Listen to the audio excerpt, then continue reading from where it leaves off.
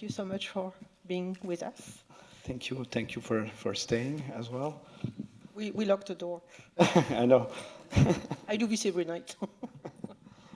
I wanted to maybe start with a question about working in the coming of age genre, which is something you've tackled quite a bit, and it's a really strong part of this film.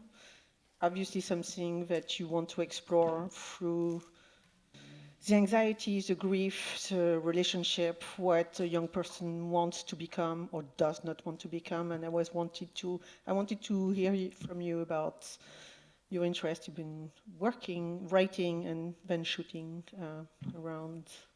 It's yeah. Maybe it's not like I didn't like wake up and say, okay, I'm going to do the next 3 films. About teenagers and stuff like that. It was more like it came naturally because my first film, The Demons, was kind of I went back to my childhood, and then Genesis I went back to my teenage years, and then this one it's a little bit less autobiographical in a way, but of course it deals with things that I'm concerned about, and so you can find some obsessions that are coming back from one film to the other. But in this one, I was interested in getting the perception of young people on adults, and so the adults are much more present than in my past films. In my past film, they were like in Charlie Brown, the adults were like more or less like invisible, and when sometimes we even hear them, but we don't really see them. So, and here it was completely like trying to get a sense of putting myself into the perspective of Jeff, and of course there's a switch also in the film. I think we're getting closer and closer to Aliocha's perception as well, and then I give her the last word. But so it just came naturally because of course I was questioning myself when I wrote the film, because what I found very interesting about that, because it started as a conversation I had with my brother, who's also a filmmaker. So he makes documentaries, and we were in a party and we were like getting bored, and we are very, very close friends. And then I asked him question about when he was a young kid, he got invited to spend a couple of days in the cabin of a great famous filmmaker. And so that was a starting point. And of course, I don't even want to name the director, because I made something out of Blake that is completely different from this director. But I think it was a starting point to question, to put myself into like, okay, because I felt that like seeking when you're young, seeking in adults, looking for models, and I was like, is it something that is completely an illusion? Is it impossible to find proper or models that we can trust? And so it's a question that I had in my mind, because obviously when I was a young student in university, I met teachers who had an influence on me. And then I realized also that when I stopped, looking for their kind of approval, things started to go well for me, So it's like a kind of a repetitive killing your father thing that is ongoing.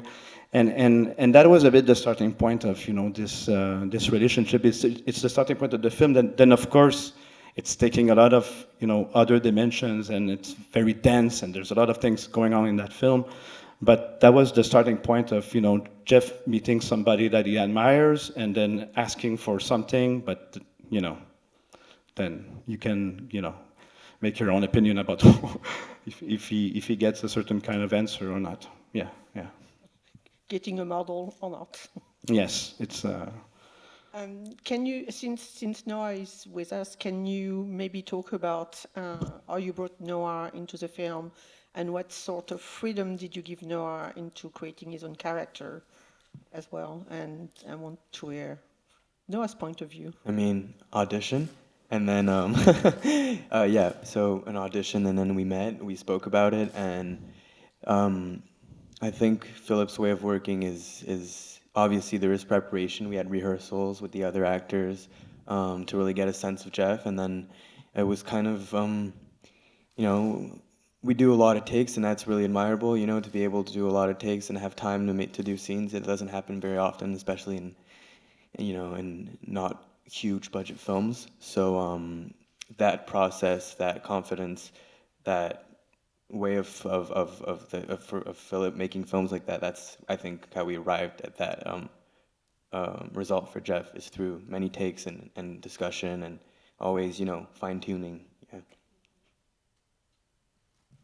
Was it easy for you then to find the inner person of Jeff? I mean, he's so touching. He's such a Yeah, I mean, someone you know. It's like Igmar. You just want yeah, to he's protect very, him. very human. Very He's human. yeah, very, very human. So I mean, and then in that sense, yes, there's some.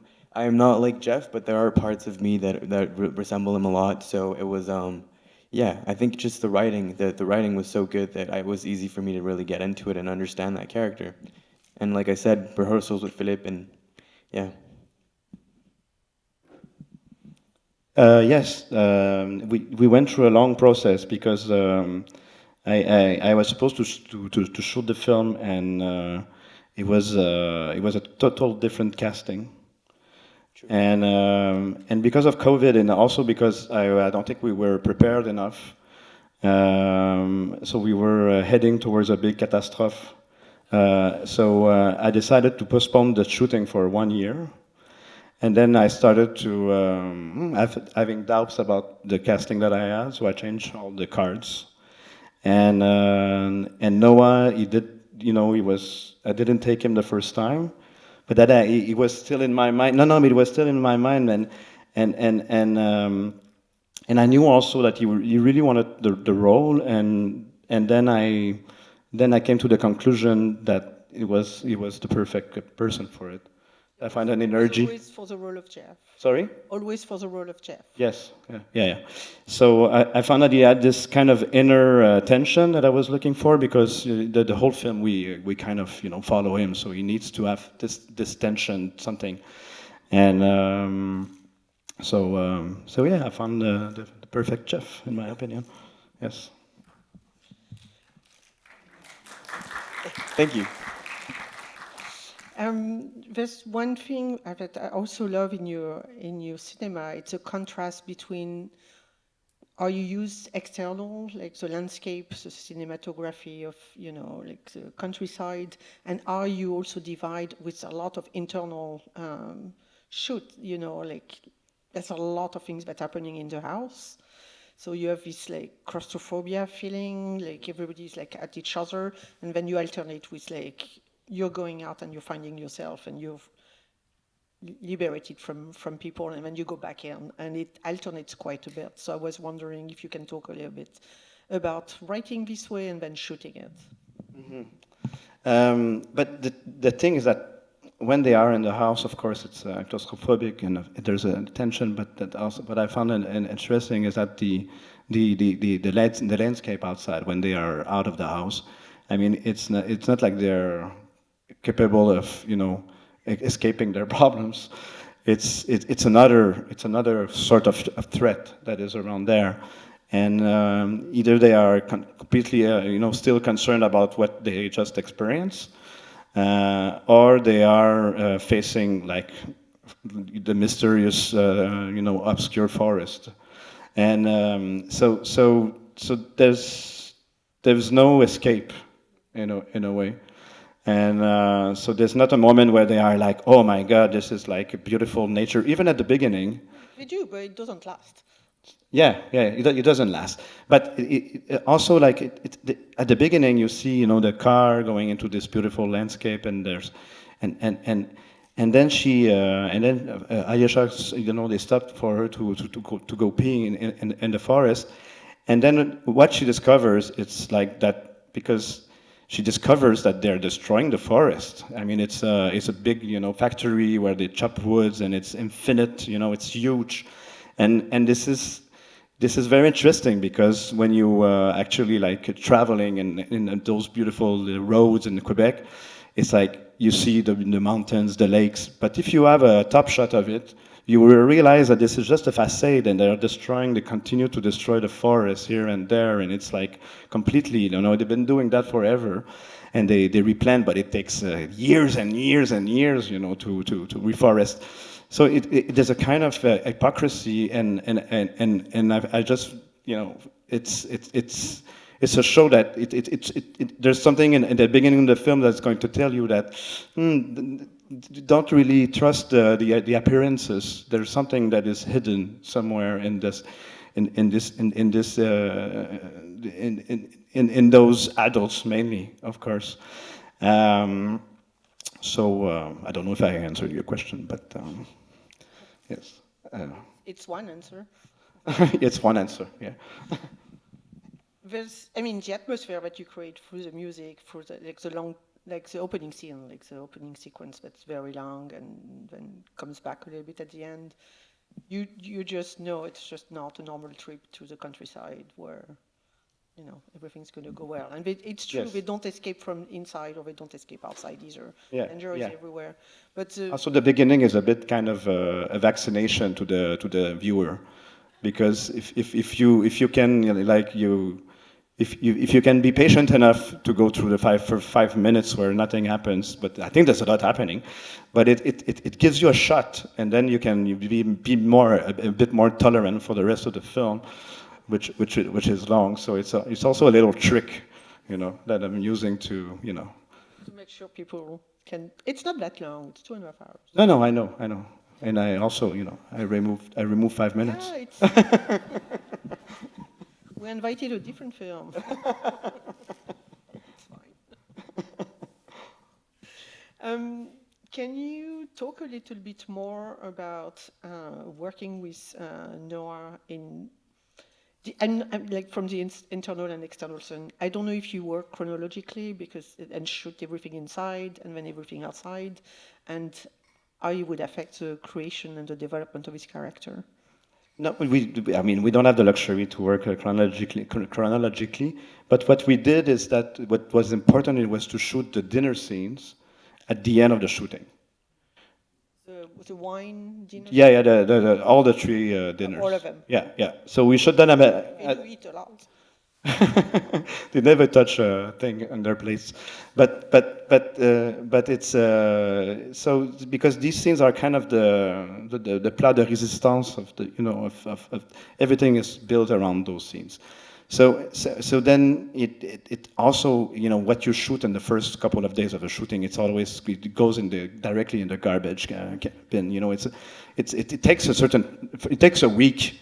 It takes a week to get into a certain kind of mood where, actors know where they're going.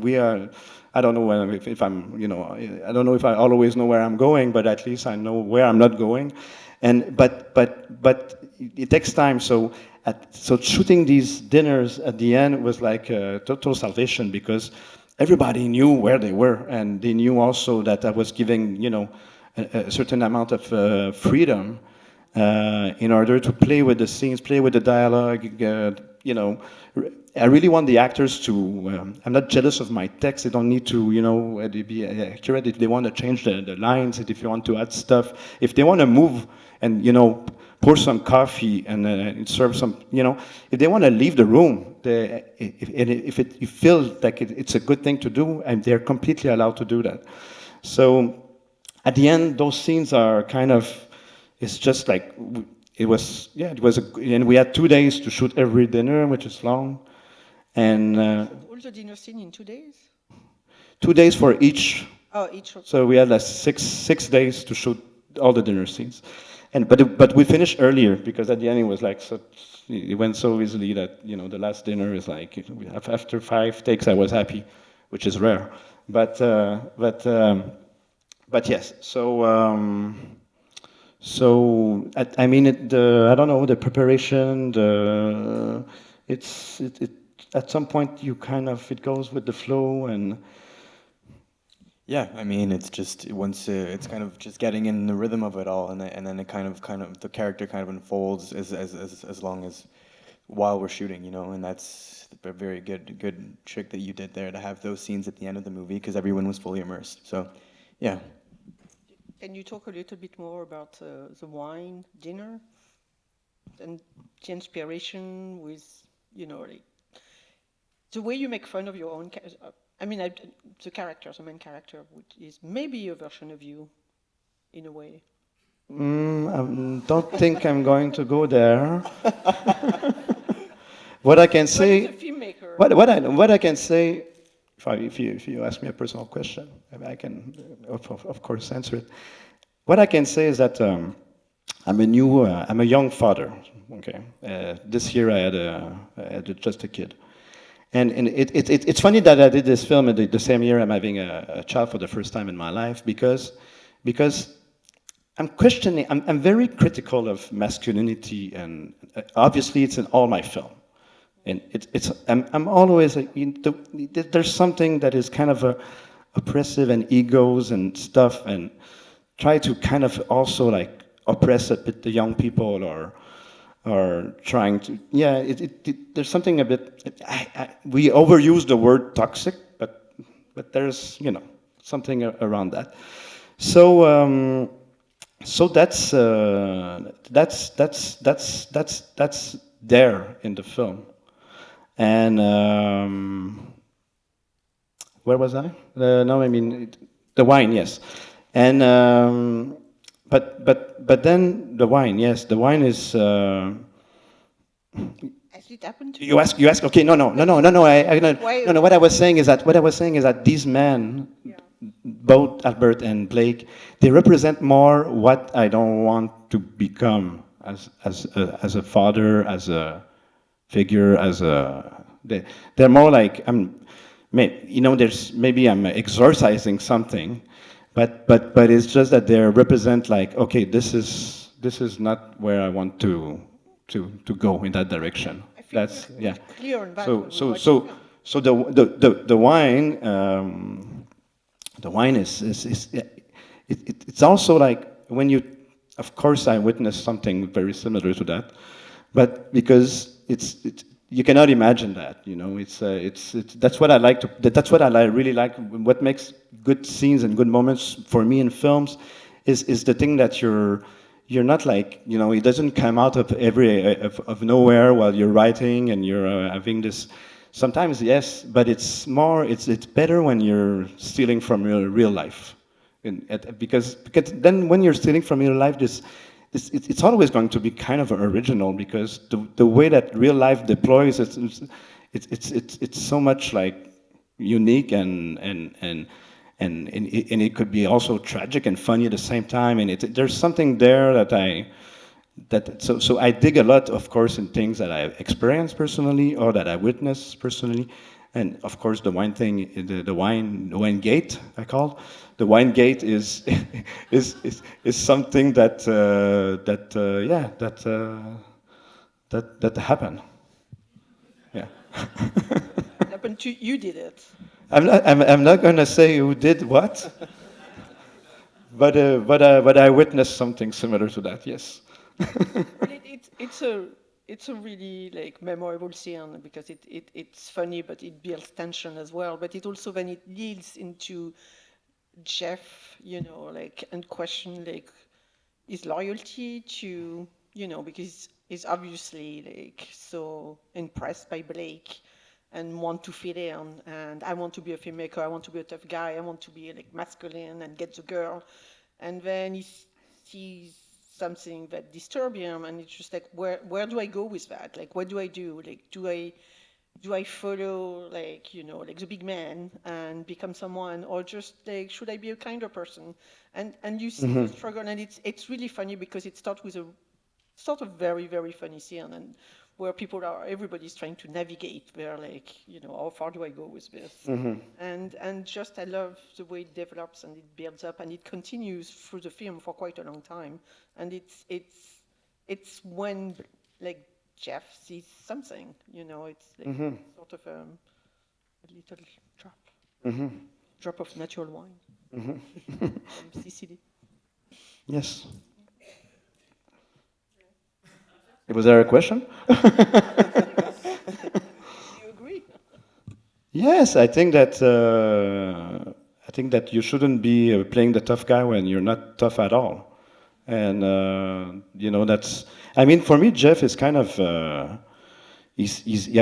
Everybody has something that we can say that they're behaving in a not very nice way in that film. It's not like everybody is kind of at the same time kind of. They all flawed. Jeff he's having big terrible flaws as well, but I think that I put all the hope of my characters on, especially on Aliocha, of course. I think she represents the hope that I put in the film. But I think that Jeff, beyond all his mistakes, is also going to learn something, obviously. And I don't know. What do you think? I think that's what makes it so great, is just that he is so human. He is, you can't, I'm never going to judge Jeff for that. He is not perfect, but he does represent magnify that part of adolescence and growing up. And that's, sometimes emotions are just, they're just too hard to handle. And Jeff is a perfect example of that part of life where it's just hard to navigate. It's hard to totally understand yourself, totally understand your emotions. And yeah, he is far from perfect, but he is very human, and that's what makes him so interesting to play too. Mm-hmm. Yeah. I mean, he doesn't even become a murderer, and he's tempted. Yeah. I think it's a flash. It's like a flash of tension, or I don't know. There's a bubble to the head, but yeah, for sure. Yeah. But he gets. I mean, he's been. I mean, in a way, Blake is kind of playing with his mind from the beginning. 100%. Yeah. So at that point, I think that Jeff is, he's living very intense emotions, and I think that he's on the point of turning a bit crazy, in my opinion. Yeah. He has this moment of like, of course he does it. Man, there's something that, and then when he cries at the end after he's in the canoe, he's back in the canoe, and Blake is absolutely, of course, he obviously knows that he's crying, and he just doesn't say anything. So he continues also to. Yeah, it's mind games for sure. And then, of course, he's such at that moment he's so insecure that he's not going to be able to navigate into rapids. That's it's with the guy yelling in the back, "Hey, turn left! Oh, what are you doing?" And it's like he's completely like. Yeah. He did his own stunt, by the way. He's very good. Yeah. Did you drown anyone? No, good thing I didn't drown. But yeah, that was quite exciting. There's only scene in the film where we didn't do many takes, right? That drowning scene. Yeah. I think we did 2. It was quite intense, but it was fun. I loved it. Yeah. And we had a lot of preparation though. That we worked with experts on the canoeing, and we didn't want to look like we were pro canoers, but we did have a lot of experience before. There were a lot of security guys. Oh yeah, it was safe. And then they were like on the shore, and then I was like hoping that they were not jumping in the water, because we're rolling, especially the scene where Arieh is like taking out the canoe out of the water. That was totally not prepared. He was just so focused in his character. A couple scares, but kept rolling. Yes, exactly. And actually, I kept all in that canoe scene. I only kept the real accidents, because it was not what it was planned. We were having stunts and stuff, and me, I was not really used to work with stunts, and I realized that when you have stunts, you need to cut. So we can think that it's the actor, or And so then when I was in the editing suite, I say, oh my God, it's like I'm not cutting in the film. Why it would be so strange to start cutting and to build the scene where they're trying to save Eddie, and Eddie falls in the water, and I mean it was completely different. But because we were shooting many days, and we were lucky enough, some like small accidents that was completely there was nobody's safety was put in danger, but there was like there was a moment where Irene Jacob and Laurent Lucas, they really fall into the water in the. You nearly drowned Irene Jacob. So, so we just took. I took like real things that happened, but not in a way that was already planned, and yes. And that's when you lost all the funding for the film. No, but yeah, I mean, the stunt was expensive, so yeah, maybe yeah. But it's good that you didn't drown Irene Jacob. Yeah, no, that's good, yeah. We are all happy about it. I also wanted to ask you about, like the scene about the dancing sequence with the B-52s, like Rock Lobster. It's a remarkable scene, and I was wondering if you can talk about the angle and the direction you gave to the cinematographer to just capture this. Like there's a lot of energy that comes into it, and it builds also emotion in a very, very like different expectations. So it's. But it comes after like the Winegate scene. So there's a lot of tension around the table and everything, and then it's Aliocha who finds the records, to put the records. So I've seen so many like dancing scenes in films, and I really wanted to do like the dancing scene. I really wanted to make something epic, and so I think we had a full night of shooting as well for that, and some ideas were planned and some things were not planned, and we decided to. I think that the idea that they go outside, and I think that was like something that came, on the set the same day. I get lots of my ideas on the set because I used to be a documentarist, and so this is what I like the most in cinema is when you're prepared, but you're looking for the surprises and the accidents, the small things that are happening that were not planned. And really, this makes me I'm very stimulated by that. So there was a part of that. There was a part of, you dance like crazy, we film, and we're just like in total, I had few ideas of a little choreography. And The music was already there? Like the song? Yeah, we played the song, of course, okay. Yeah. And playback, of course, and. I was wondering if you just like dance on anything and then you change the music, or if it was. No. They sing on it. They make. No. Of course, it's there, but yeah. What else? Was it Rock Lobster? Were we sure about that one from the start, or was kind of an idea that came into the movie too after it made sense after the whole dinner scene where he's a writer and he's writing about a lobster in Manhattan, and it just made so much sense to put Rock Lobster. Yeah, of course. Yeah. Well, yeah. And I also wanted to ask about your movie are set in a specific time, but they could be taking place anytime. You can guess from the clothing, the fashion on the car that you want them to be taking place then, but there's a very strong sense of intemporality that comes through that. And I wanted to hear from you about like creating that's in all my films actually. I'm mixing up a bit so we don't really know when it's taking place, and you have an anachronism as well if it's you think it's at that period and then no, it's not that period. Cell phone, but. Yeah, but that was fantastic because they are away, and we understand that there's probably no need to. One of the reasons that I do that is because I'm a bit kind of tired to hear this, this kind of hearing about generation gaps and stuff, and by putting a kind of blur, it's very blur line of when it's taking place. It's not very clear.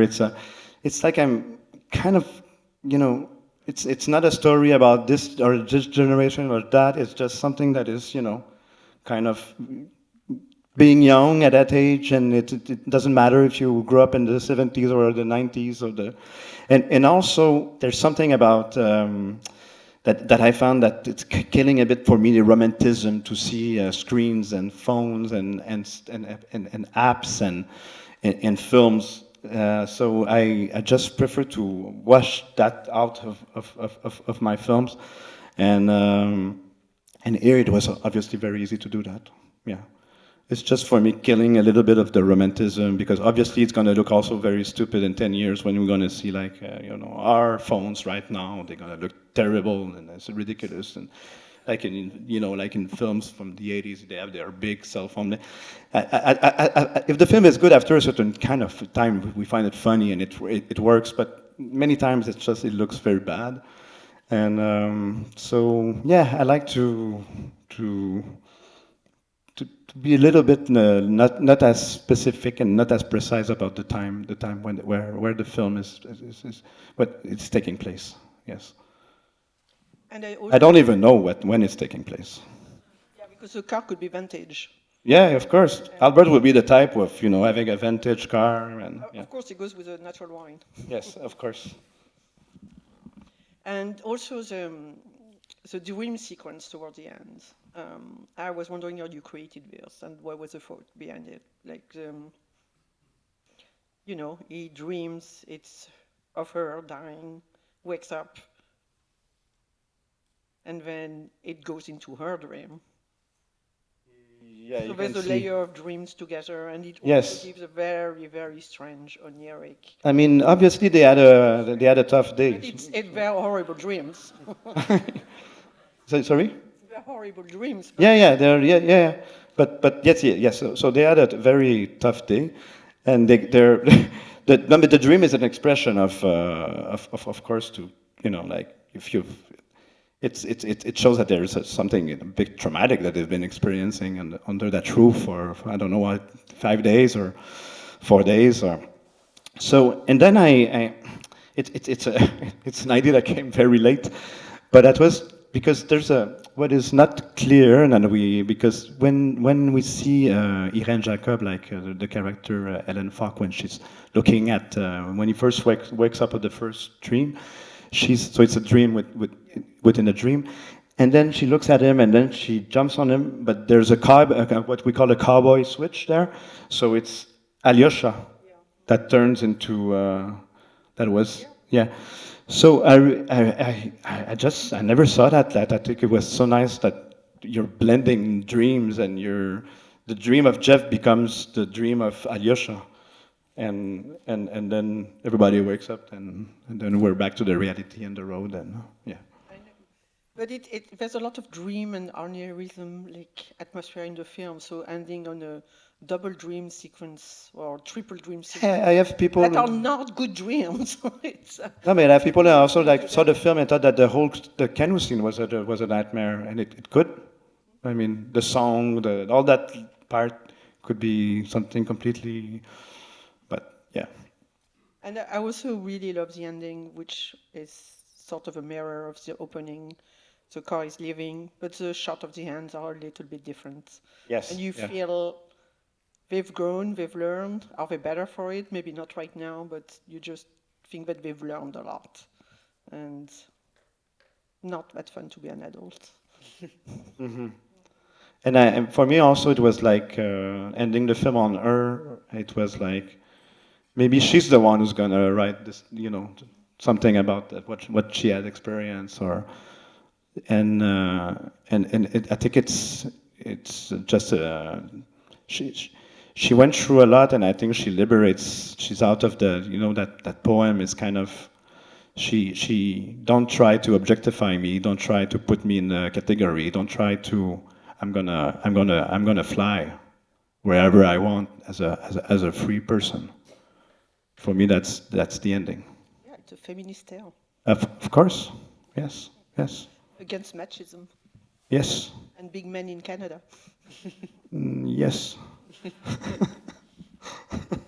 I think we have to wrap up, unless do we have time for one audience question?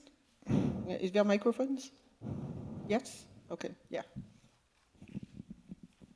I did see a hand, but now I don't see it. Is there any question from the audience? Yeah? Okay, sorry. Thank you. Hi, can you talk about that, the other big music sequence with the lip syncing to Mars, Yes. because that also it seems like a big break stylistically with what we've seen so far. But of course, the film is constantly deviating in those sorts of, Yes. sort of making those sorts of left turns. So. Yeah, for me it was like, because there's this kind of transfer in the film, and that we are more and more, like I said before, on Aliocha's side and on her perception. And for me, the song, which is a beautiful song, and he's talking about an ice cream parlor from his childhood. This is how I interpret it. So it's basically he's reading the menu, you know. And I guess it was just a beautiful way of her saying, "I wish I was somewhere else," and to have this little moment of escape. And and we don't know if it's, I don't think it's really happening for real. Maybe it's in her head. Maybe it's a little fantasy. It's a little moment that is a bit floating. Well, are we in a dream? Are we in between something? Are we? But for me, it's just expressing this kind of wish to move to be somewhere else, or move on, and to free yourself from that, from what happened. And I think that the lyrics, they were perfect for that, because it's just, it's basically could have been a grocery list, but it's an ice cream parlor menu, which is probably a little bit more interesting and more, there's something more romantic to it, of course. Going back maybe also to memories from childhood, and in order to cope with what just happened, in this during that trip. Is there another question from the audience, or do we free our guest? You're coming back tomorrow anyway. You have another screening tomorrow. I think at 4:30 maybe. 4:30, yes, just across the street. Across the street, so you can talk. So you can more. come again. Yes, because he has more to say. And then you opening the film in Canada soon also? You haven't shown We're opening no, that's not being shown in Montreal. I think, we're opening in December. Okay. But we are also coming back in March. Yes. Yeah, here. When you come back, you can tell us all about the Canadian opening. Yes. I'm quite curious about the local audience responding to the film as well. Yeah, I'm curious. I'm afraid of that. Amazing review in France. Yeah, so, No, it's always more like, when it's coming from your own country and you're making a film, it's always like the audience that you're kind of, you can escape, because you're gonna see them, when you're gonna do your grocery, you're gonna see the guy who wrote the bad review on Letterboxd, trying not to, ignore him, not pay attention. No, you wear different hats and. Anyway, thank you so much for coming, both of you. Thank you for sharing the film with us. And see you tomorrow. Thank you very much. Thank you.